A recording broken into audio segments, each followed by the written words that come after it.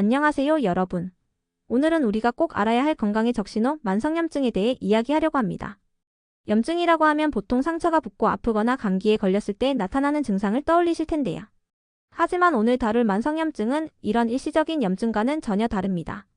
만성염증은 눈에 보이지 않지만 몸속 깊은 곳에서 오랫동안 지속되며 우리 건강을 서서히 위협하는 조용한 살인자입니다. 우리 몸의 염증은 원래 외부의 자극이나 세균으로부터 자신을 방어하기 위해 나타나는 면역 반응입니다. 하지만 이 면역 반응이 계속해서 활성화된 상태로 유지되면 이야기가 달라집니다. 지속적인 염증은 몸의 면역 체계를 과도하게 자극하고 오히려 자신의 세포와 조직을 공격하는 상태가 됩니다. 이런 만성적인 염증 상태가 장기간 이어지면 우리 몸은 스스로를 치유하는 대신 끊임없이 손상되어 심각한 건강 문제로 이어질 수 있습니다. 염증이 만성화되면 심혈관 질환, 당뇨병, 관절염, 심지어 암과 같은 심각한 질환의 원인이 될 수 있습니다. 심장으로 가는 혈관이 염증으로 인해 손상되면 동맥경화가 발생해 심장마비 위험이 높아지고 혈당 조절이 어려워지면서 당뇨병으로 발전하기도 합니다. 염증은 단순히 국소적인 불편함이 아니라 우리 몸 전체의 건강을 좌우하는 중요한 문제인 것입니다. 만성염증의 위험성은 그 자체로도 무섭지만 더 큰 문제는 우리가 평소에 무심코 하는 행동과 잘못된 식습관이 염증을 악화시킨다는 점입니다. 스트레스, 흡연, 가공식품의 과도한 섭취 등은 모두 염증을 촉진하는 요인으로 작용합니다. 반대로 염증을 줄이는 생활습관을 실천하면 몸속 염증 반응을 크게 완화할 수 있습니다.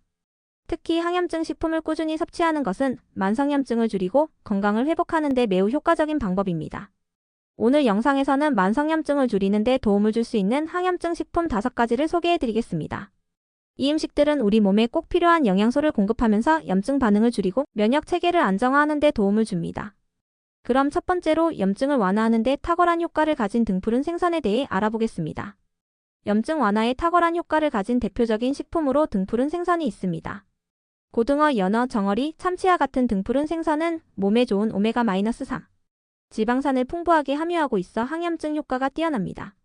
오메가-3 지방산은 우리 몸에서 자연적으로 생성되지 않기 때문에 반드시 음식이나 보충제를 통해 섭취해야 하는 필수 영양소입니다.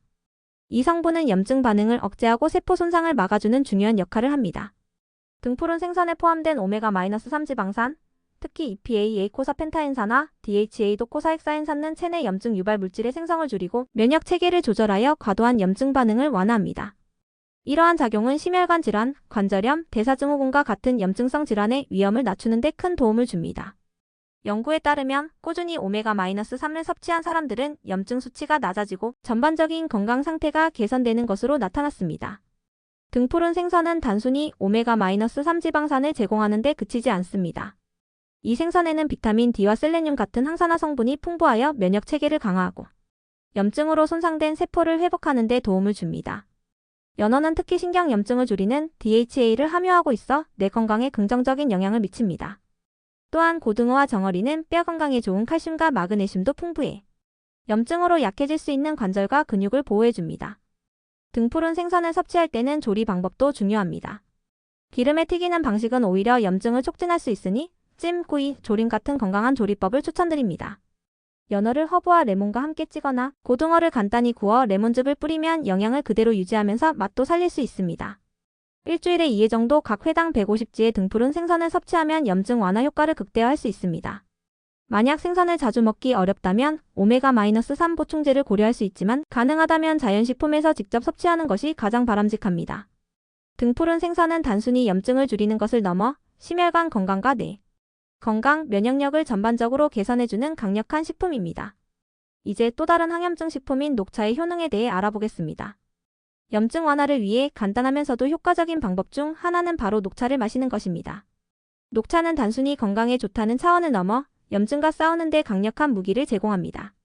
이 차가 특별한 이유는 녹차 속에 풍부하게 포함된 카테킨 CATCHIN이라는 항산화 성분 덕분입니다. 카테킨은 체내 염증 반응을 줄이고 세포를 활성산소로부터 보호하는 데 중요한 역할을 합니다.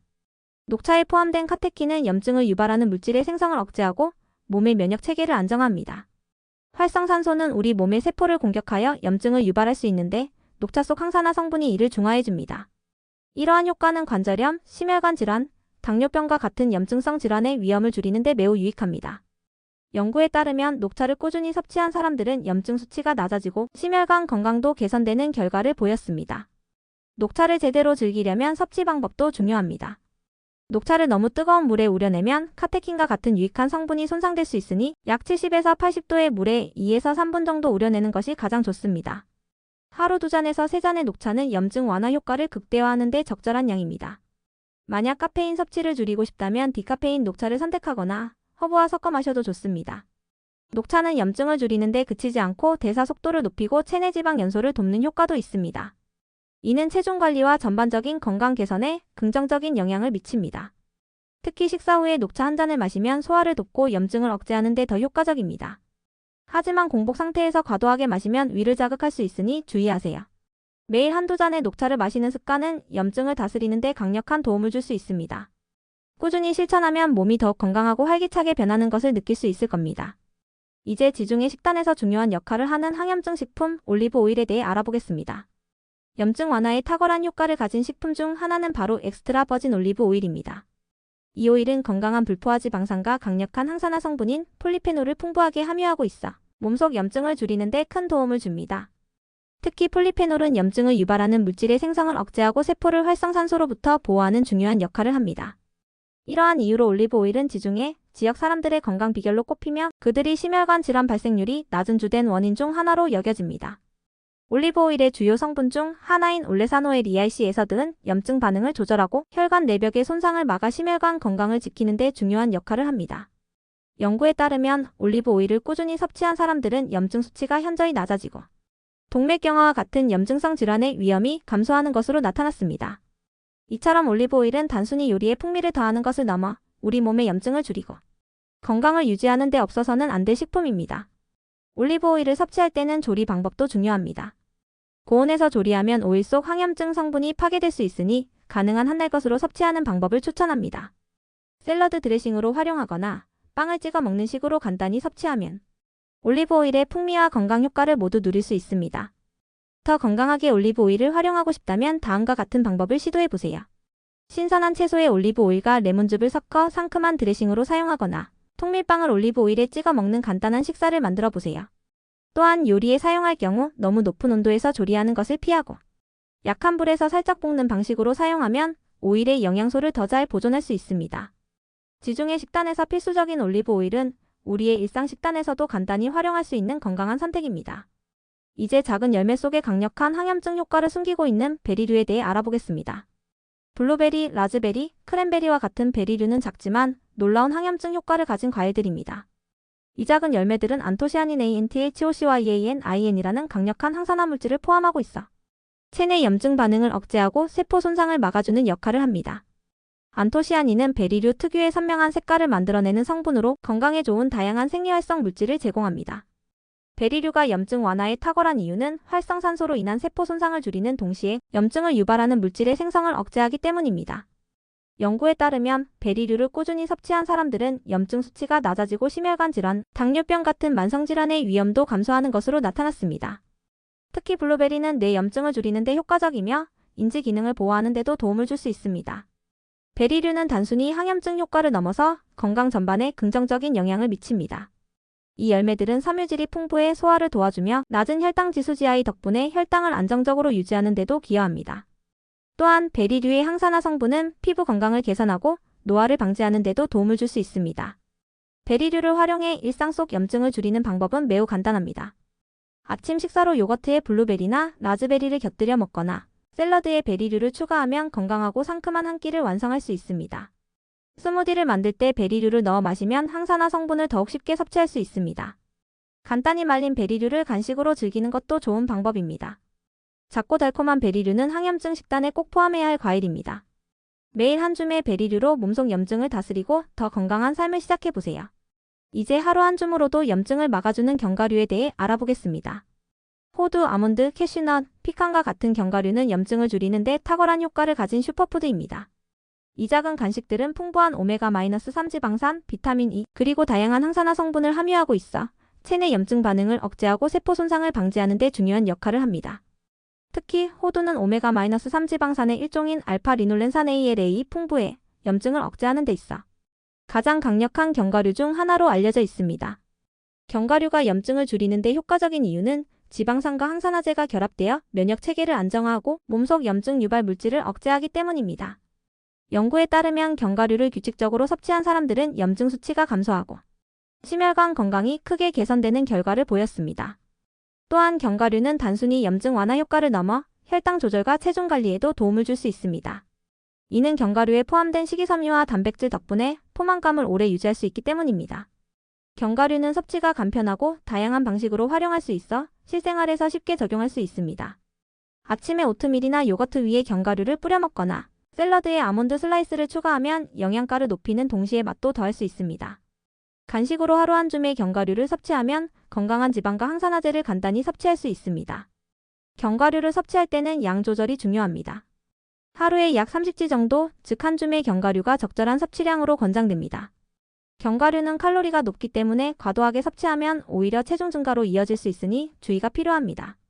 또한 가공된 견과류 짭짤한 소금이 첨가된 종류보다는 생 견과류나 약간 볶은 견과류를 선택하는 것이 더 건강합니다. 작지만 강력한 견과류는 항염증 식단에 빠질 수 없는 중요한 요소입니다. 매일 간단한 섭취 습관을 통해 염증을 줄이고 더 건강한 몸을 만들어 보세요. 이제 항염증 식품들을 어떻게 실생활에서 활용할 수 있을지에 대해 알아보겠습니다. 몸속 염증을 완화하기 위해 앞서 소개한 항염증 식품들을 일상 식단에 포함시키는 것은 생각보다 간단합니다. 핵심은 균형 잡힌 식단을 유지하면서 자연식품을 중심으로 식사 계획을 세우는 것입니다. 특히 항염증 식품은 우리 몸에 필요한 영양소를 풍부하게 공급하는 동시에 염증을 억제해 전반적인 건강을 개선합니다. 항염증 식단을 실생활에 도입하려면 먼저 가공식품이나 정제된 탄수화물의 섭취를 줄이고 자연식품을 중심으로 한 식사로 전환하는 것이 중요합니다. 예를 들어 아침 식사로는 오트밀에 블루베리와 견과류를 곁들여 먹으면 간단하면서도 항산화 성분과 건강한 지방을 섭취할 수 있습니다. 점심이나 저녁에는 신선한 채소와 등푸른 생선을 포함한 샐러드나 구운 요리를 시도해 보세요. 여기에 엑스트라 버진 올리브 오일을 뿌리면 풍미와 건강을 동시에 잡을 수 있습니다.